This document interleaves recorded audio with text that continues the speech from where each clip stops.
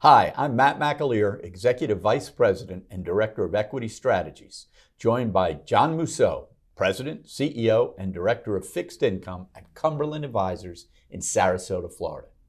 Today we'll be discussing our thoughts on the first quarter of 2023 and how action in both the equity and fixed income markets affected the Cumberland strategies over this period. Let's jump right in to how did the markets affect our equity strategies. Remember, we have multiple strategies. What I'm going to discuss first are our broad-based strategies. Our U.S. Core ETF strategy. We came into Q1 tilted towards value. That was troublesome, John, because growth caught a big bid in Q1. Don't forget, NASDAQ 100 through 2022 down almost 32%. So it had a nice reversion to the mean trade. So where we had growth, we did just fine. Tilted value, which was very helpful in 2022, where we had great outperformance, hurt us a bit. We're starting to see that change as we enter Q2. International equity. Weak dollar was helpful for international equities, Moose. Always is. In terms of how we're set up there, we're about 60% developed, 40% emerging markets. On the developed side, Europe was the big winner. You know, people have been knocking down Europe in terms of valuation and growth and so forth. But we did discuss this previously. It had gotten cheap enough where none of that mattered anymore. Right. When you're trading at 5 and 6 times earnings and paying a dividend yield of 3.5%, you can gamble a little bit. People realize that stuff's being given away. Yeah. So our European equities performed very well. And we had a nice bounce back in some of the Asian equities. You had South Korea bounce a bit, Taiwan bounce a bit, China bounce a bit. In terms of one of our biggest winners of the quarter, you probably wouldn't guess it, Mexico. Mexico was up 17, 18% in Q1 in the international portfolio. The third core strategy that we'll discuss today is our active passive strategy.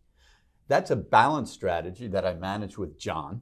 On the equity side, we allocate capital to the S&P 500 and the mid-cap 400. John manages separately managed individual bonds on the fixed income side, and we'll discuss what he's seeing in yields in a moment. As far as the equities portion of active passive, S&P 500 outperformed mid-cap 400, little reversal from last year. And in terms of rebalancing, which is a feature of the strategy, we did not have a rebalance in Q1, which means our levels or weightings stayed in that 60-40 equity to fixed income and 2/3 SPY or S&P 500, 1/3 mid-cap 400.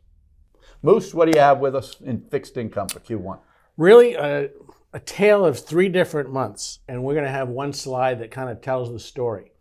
And it shows the daily movements of the U.S. Treasury yields year to date, and it's a little bar graph showing the 2, the 5, the 10, and the 30-year Treasury. And when you notice it, you can see the basis point movements up and down every day. And it tells the story of January, where you had some reversion of the mean and yields came down after what was, we know, a very, very tough not only fourth quarter, but all of last year in bonds in general. Yields came down in January, got spooked a little bit in February, and you can see yields rose on net. And why in February? Because we saw a jobs number that was way outside the market's expectations. And the expectation was, boy, the Fed's going to continue to raise rates at a fairly steady clip. And then you get to March. And you get to March and you see the fallout that basically hit the bond market from the problem with Silicon Valley Bank. And we know the story. We know the Fed stepped in. We know the Fed is basically insured, backstopped insured deposits, et cetera, well beyond the 250 level. But boy, look at the volatility from March onward. And you can see it. And the net result was yields down. That is people flocking to treasuries. Whenever you get a large dose of consternation in the market, which is what we did, people go to treasuries. They always have. They will continue to do this. You see this here. What did this do? Basically in March, it dragged down other yields with it. And municipal bond yields came down in March after having risen somewhat in February. Basically, taxable yields came down in March, being dragged down by treasuries. The fact that we had lengthened durations at basically the second part of last year, whereas it was somewhat painful at points, has really paid off so far this year with yields coming down. And what you get out of the last part of this graph is the fact that the markets are now starting to discount a Fed slowing down. That still doesn't mean that they won't hike rates, but we have seen 25 basis point hikes, which is much different than 50 or 75, which we saw before. And whether the Fed does this or not, the market is expecting the Fed to basically stop later this year and possibly cut rates towards the end of this year or next year. And a lot of that's going to, of course, depend on how the economy is doing. We'll see earnings, companies, et cetera. But there's no question that since the beginning of March, the focus has been a sharp downward look by the markets towards, growth in general and the economy in particular. What is your area on the tax-free curve that you're finding attractive right now? Really, we've continued to barbell portfolios with short rates still providing, returns that you had basically nothing at the beginning of last year, and that longer 4% plus tax-free yield on the longer end.